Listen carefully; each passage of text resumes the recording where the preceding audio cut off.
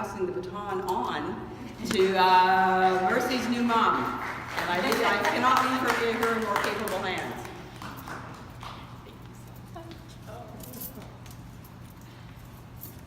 Hello, hello, hello. Thank you so much, Andrea. I'm thrilled to be here with so many smart, clever, feisty mothers and people that not only, of course, know what the work of motherhood involves and are living it, but are also advocating for other mothers, which I think is such a critical aspect of what we do, and that awareness of helping other mothers realize that they're not alone in what they're doing. But before I got into that anymore, I wanted to first give huge kudos to Andrea, who's put us on the map in every way. And I know the first time I met Andrea was online, typical of the generation and everything. I was I was a graduate student, and I had this inkling and an idea of what I wanted to be doing for my dissertation research. And I approached one of my professors with that idea that I wanted to do a mother nanny analysis and how classroom race affects that. And he said, it'll pass.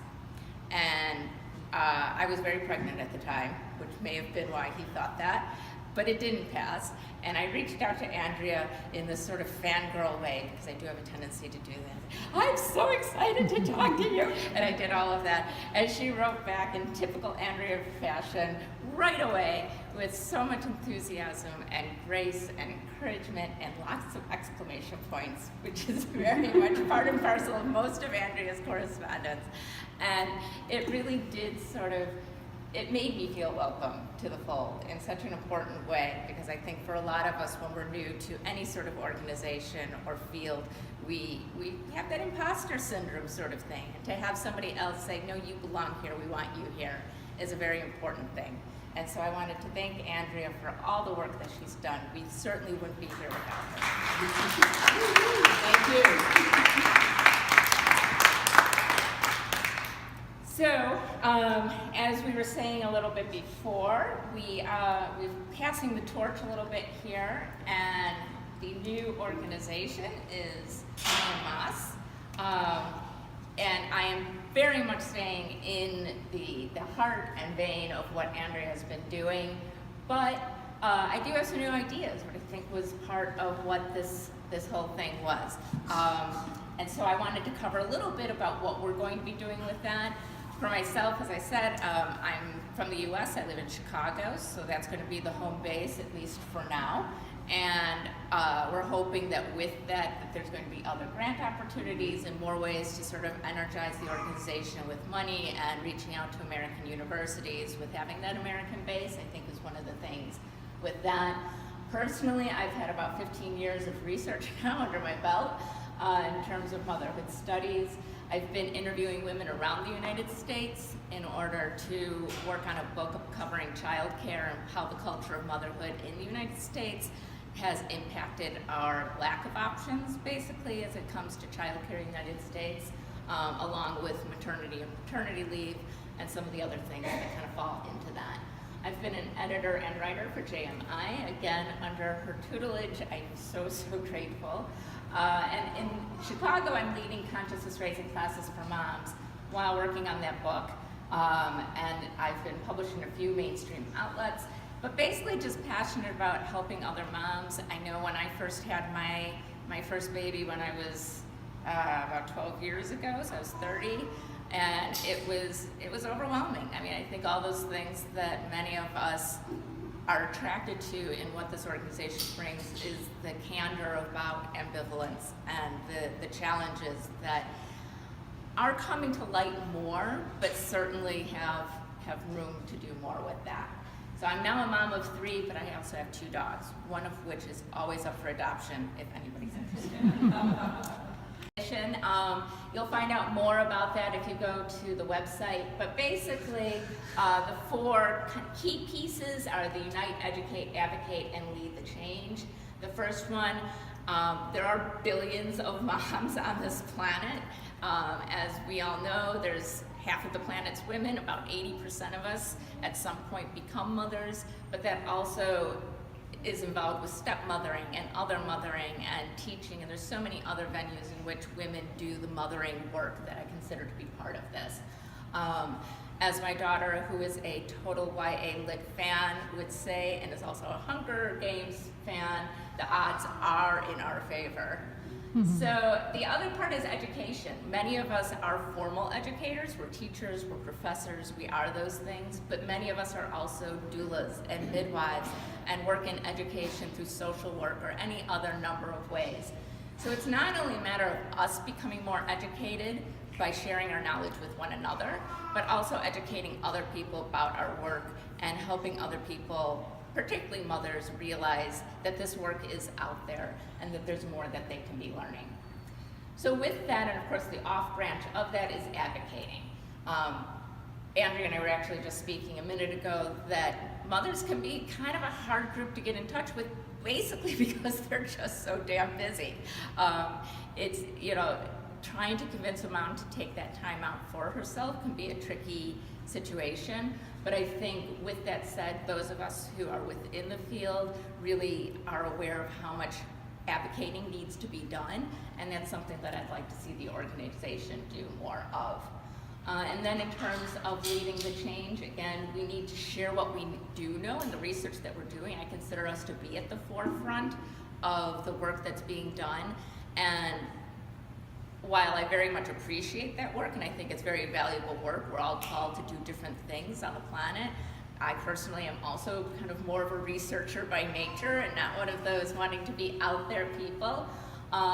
But getting in touch with the people that can really make those systemic changes, being the politicians, media, and other groups that have the ear to a much broader base so that we can get the work that we're doing into the hands and ears and minds of other people. So I wanted to, if I can escape onto this for a minute, here we go. This is the new website. It's been live for a whopping 24 hours. Nothing like taking things down to the last minute.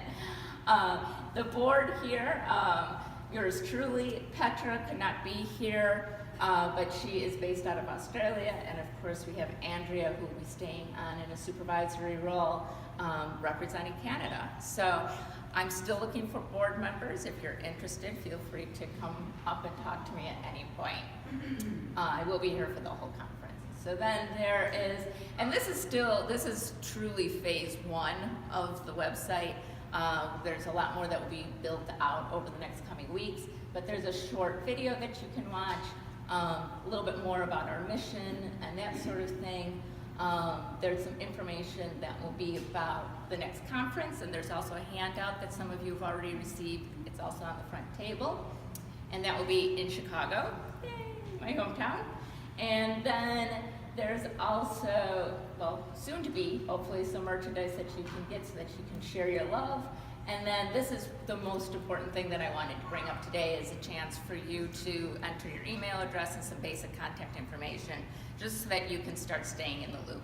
I'm certainly not going to be bombarding you with emails by any stretch, but just to have kind of a clear continuity. Andrea and I, of course, have been working on making sure that the membership move over is as seamless as possible for everybody, but having our own database would be certainly very handy as well.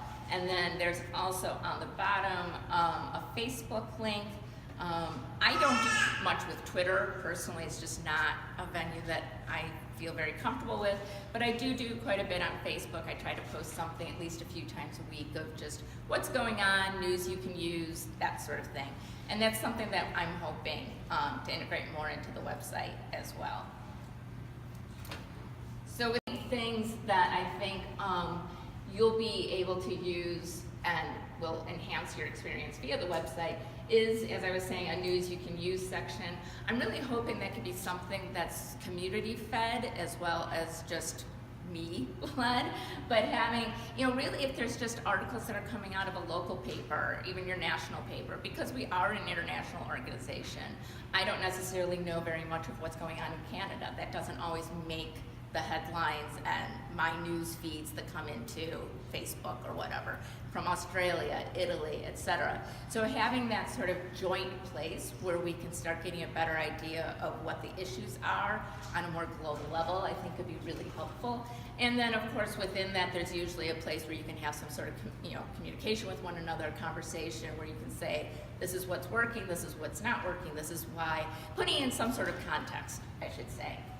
The other thing is to do some town hall meetings, and that's something I'm hoping, once that's up and running, to be a monthly thing, where if you're somebody who wants to present some research or something like that, we can work together to have this space where it can be very established research that you're offering, or it could be just something, hey, I'm toying with these new ideas and I'd love to have this space where I can reach out to other scholars, my peers, and get real-time feedback, have Q&As, that sort of thing. And eventually I would love to have a chance where we're inviting politicians and media members and people of that ilk to also be kind of part of that conversation, established authors, et cetera, as that sort of builds. But the main thing, again, that idea of bringing in that community and saying, I think once we have a stronger base of knowledge and we can really work with one another and feed off ideas that are working, it gives us that whole why reinvent the wheel sort of thing and can move us forward a little bit faster. So the Iamas, it doesn't roll off the tongue, I have to say. It will. And it is one of those things that I struggled with the name, but I just kept kind of coming back to it because I liked so much of what it said. First, of course, I am a ma. Many of us, I think most of us are, but together we are more. So Spanish, mas is more, and that's where that sort of idea is that and it's also that we are more than just mothers. I think for many of us, we sort of had that feeling after we had our baby. I mean, I clearly remember being in the L&D room and them saying like, okay, mom, X, Y, Z. It's like, so I've already lost my name? It's like one of those, my baby's only 5 seconds old.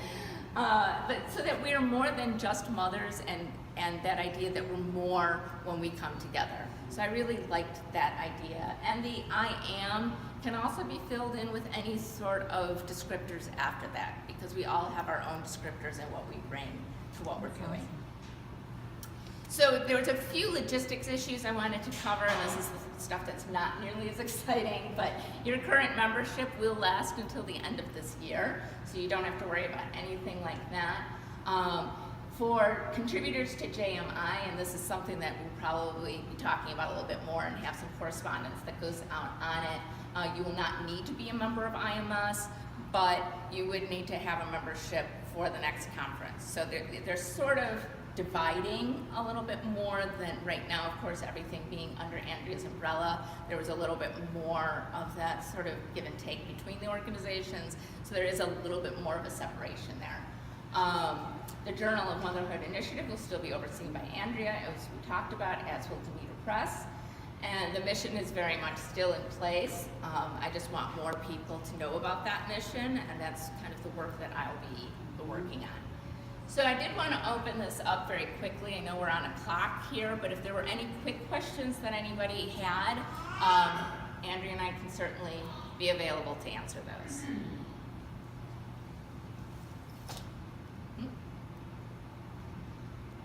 Okay, so as I said, there's some handouts for that, so please feel free to take a look at that, and of course I'd be thrilled to have you come. We're still very much in the planning phase for that. There's some of the contact information. So feminist, I am a feminist mom is the tagline. I think if you put Iamas into the search for Facebook, it should still come up, but Iamas was not available as a handle, so it's I am a feminist mom. But if you go through the website, I was just talking to my web developer last night, that I think right now if you click on the Facebook little link at the bottom, it takes you to. The last thing I wanted to mention is the next conference theme is called Caring About Mothers, and basically we'll be exploring the ways that mothers care for each other and others, as well as ourselves, the importance of supporting care work, and the feminism that informs both. So, and that's next May. And I'm super, super excited to be moving forward with this. When Andrea told me that she was thinking about handing this over, I was truly speechless at first. And I went downstairs to talk to my husband, which is sort of this, like, face. He said, what? And I explained that there are no words to say what it feels like to have somebody that you respect as much as I respect Andrea, and to have her present this opportunity to me is, I'm beyond grateful, and I just truly cannot And thank I'm you beyond enough. thankful. So if anybody has questions over the next few days, as I said, I will be here. I'm more than happy to answer anything that I can answer, and I'm certainly looking forward to meeting each and every one of you. Thank you. I'd like to have a few words to say about the conference. Thank you so much. I know